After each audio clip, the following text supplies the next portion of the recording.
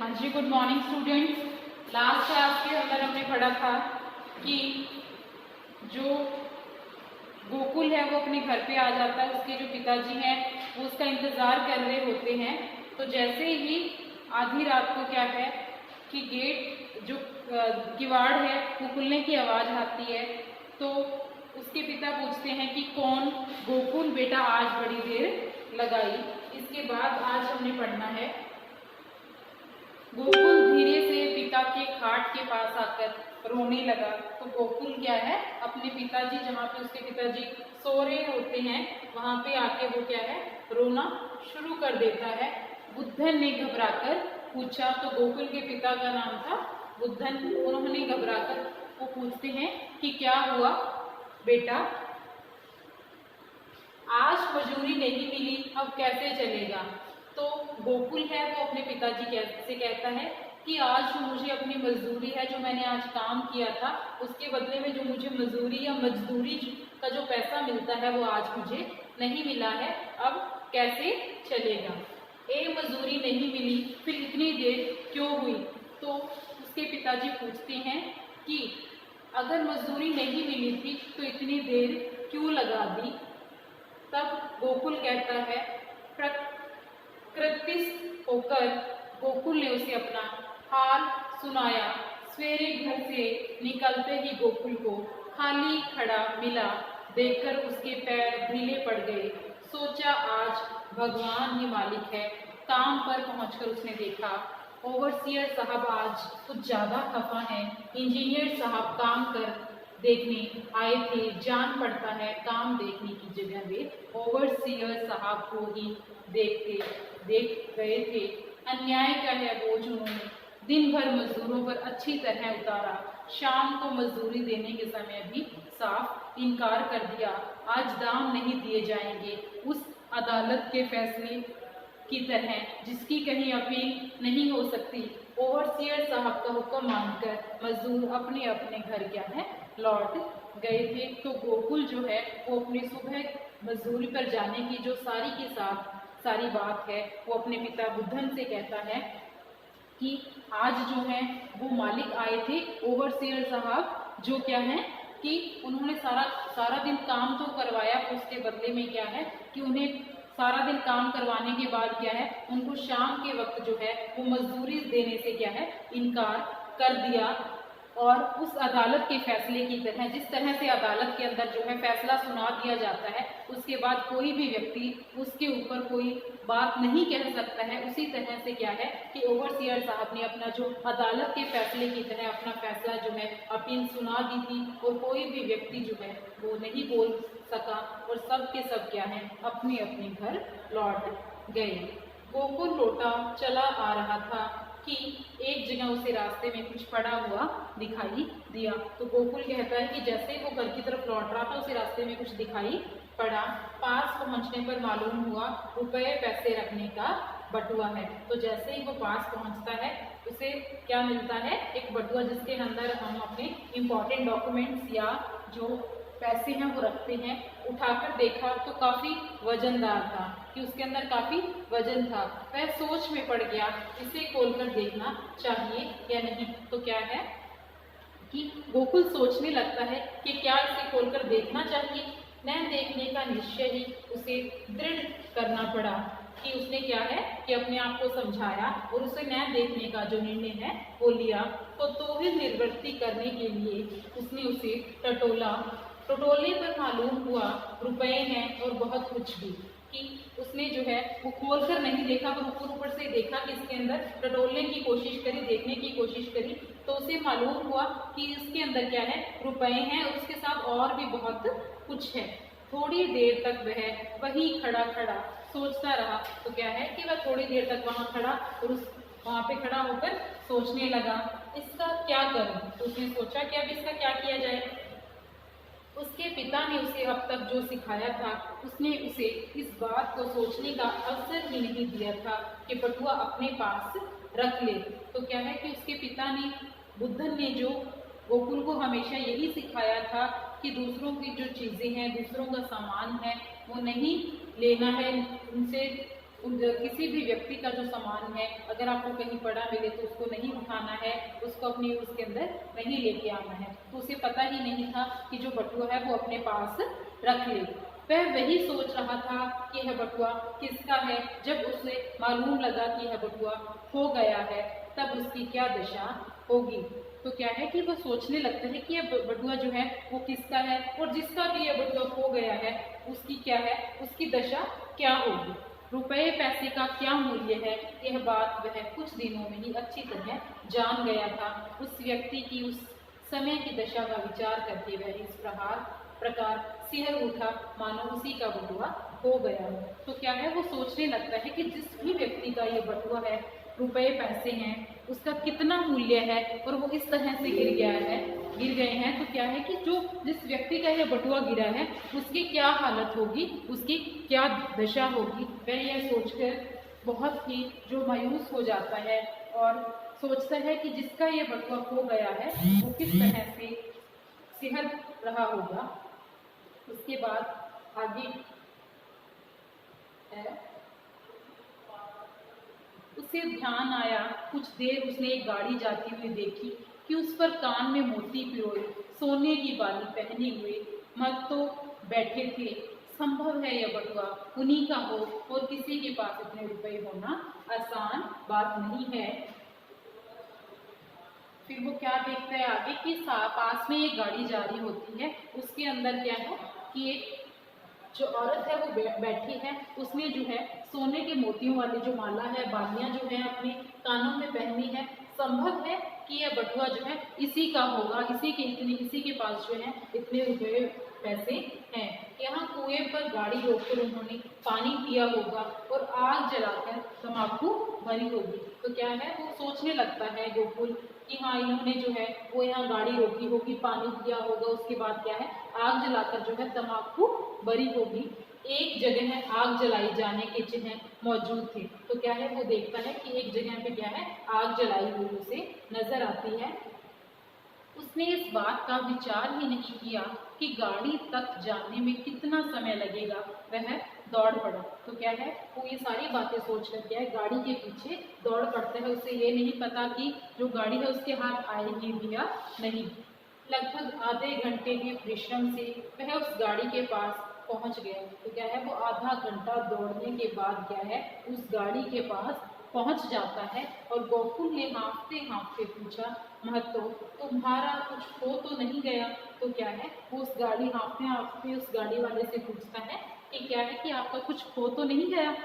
महतो ने चौंक कर गाड़ी में इधर उधर देखा, साथ ही जेब पर हाथ रखा तो पाषाण की तरह निष्पन्द हो गए। गोकुल से महतो की वह दशा देखी नहीं। बटुआ दिखाकर उसने झट से प्रश्न किया, यह तुम्हारा है? एक क्षण से ही जीवन और मृत्यु का द्वंद्व सा हो गया, मानो बिजली के झटके ने प्रकाश बुझाकर फिर से उदित कर दिया हो। महतो ने कहा, भगवान मुझे सुखी रखे भैया, इसे कहाँ पाया।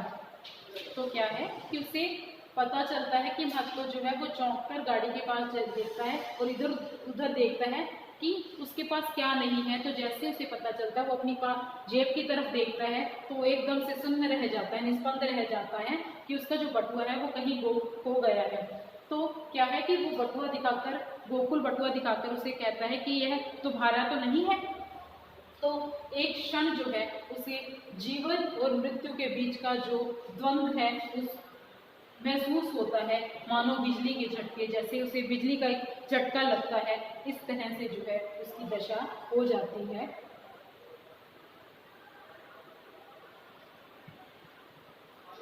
रास्ते में पड़ा था, इसमें कितने रुपए हैं? तो गोकुल जो है वो आगे पूछता है कि ये रास्ते में पड़ा था, वो पूछता है कि इसके अंदर कितने पैसे हैं।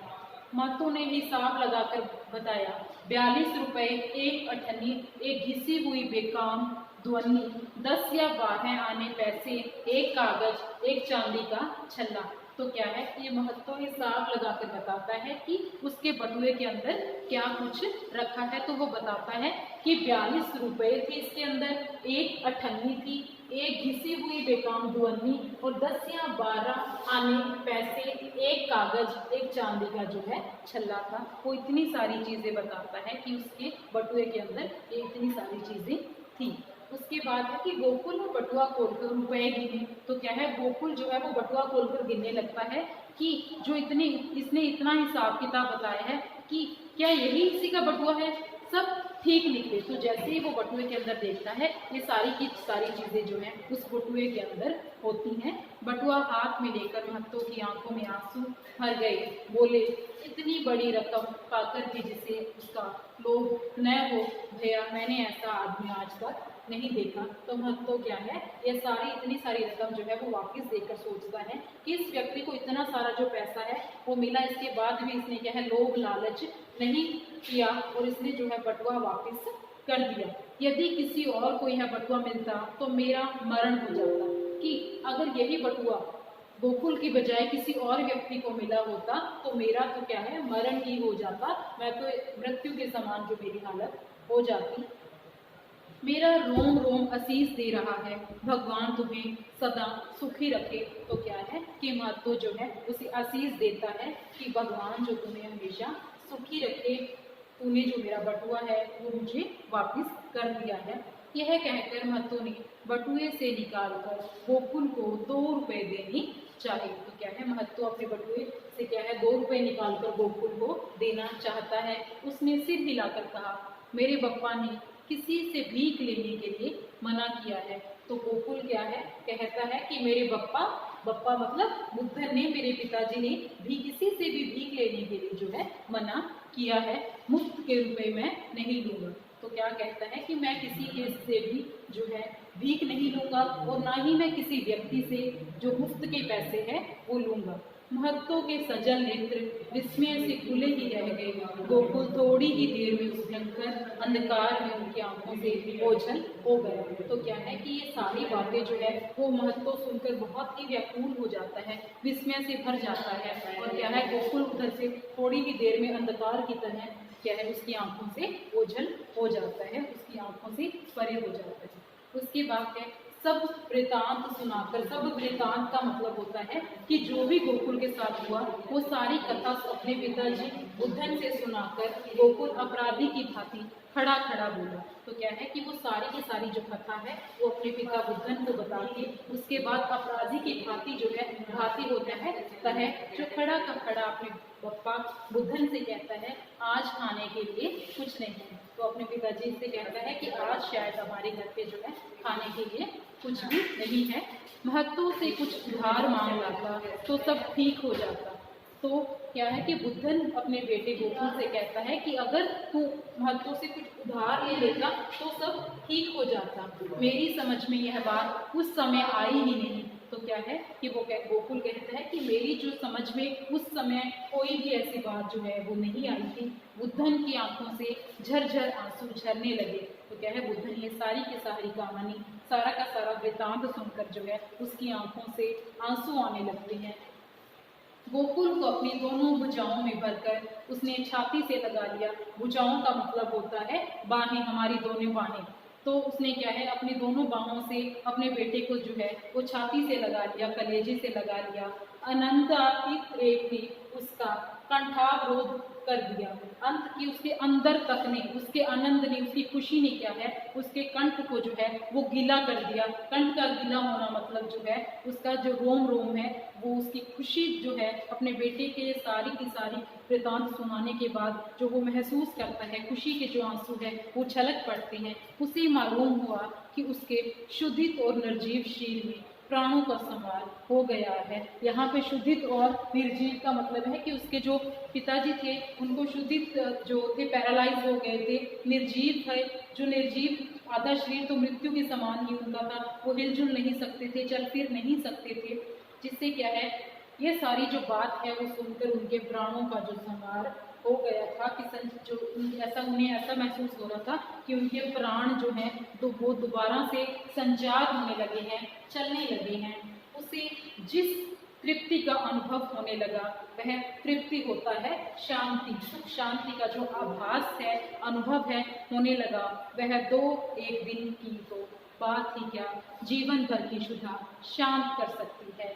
अब वह बिना किसी चिंता के मृत्यु का आलिंगन इसी क्षण भर सकता है। तो वह सारी बातें सोचकर कहता है कि अब मुझे किसी भी तरह की जो है चिंता नहीं है। अब मैं किसी भी तरह जो समय है वो मृत्यु को प्राप्त होना, अपनी खुशी महसूस करूँगा। किसी भी क्षण को जो है, किसी भी समय को क्या है, मृत्यु को प्राप्त होने में मुझे कोई भी दिक्कत जो है वो महसूस नहीं होगी। मैं अगर मुझे इस समय मृत्यु भी आ जाती है तो मुझे उससे कोई भी परेशानी नहीं है।